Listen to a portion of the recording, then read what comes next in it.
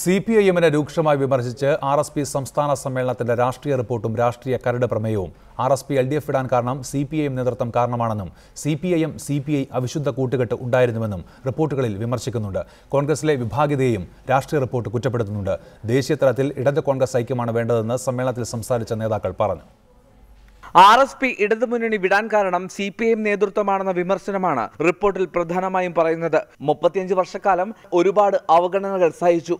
നിർണായക ഘട്ടങ്ങളിൽ പോലും കോൺഗ്രസ് താൽപര്യം സംരക്ഷിക്കാനാണ് ഇടതുപക്ഷം ശ്രമിച്ചത്. സിപിഐഎമ്മിനും സിപിഐക്കും കോൺഗ്രസുമായി അവിശുദ്ധ ബന്ധമുണ്ടായിരുന്നുവെന്നും രാഷ്ട്രീയ കരട് പ്രമേയം കുറ്റപ്പെടുത്തുന്നു. പിണറായി വിജയൻ സെക്രട്ടറിയായിരുന്ന കാലത്ത് ധിക്കാരപരമായ സമീപനമാണ് സിപിഎം നേതൃത്വത്തിന്റെ ഭാഗത്തു നിന്നും ഉണ്ടായിട്ടുള്ളത്.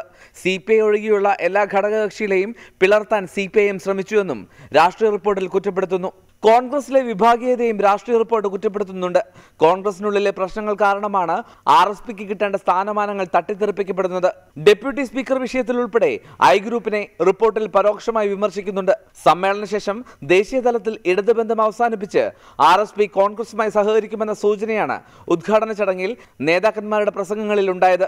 സിപിഐയും മറ്റ് ഇടതുപക്ഷ പാർട്ടികളും കോൺഗ്രസുമായി സഹകരിച്ചുകൊണ്ട് ഒരു പുതിയ സംവിധാനം, ജനാധിപത്യ സംവിധാനം, വർഗീയതയ്ക്കെതിരായി ഒരു സംവിധാനം രൂപീകരിക്കുന്നതിനെ കുറിച്ച് ആലോചിക്കണമെന്നാണ് ആർഎസ്പി സമ്മേളനം മുന്നോട്ട് വയ്ക്കുന്ന ഒരു അഭ്യർത്ഥന.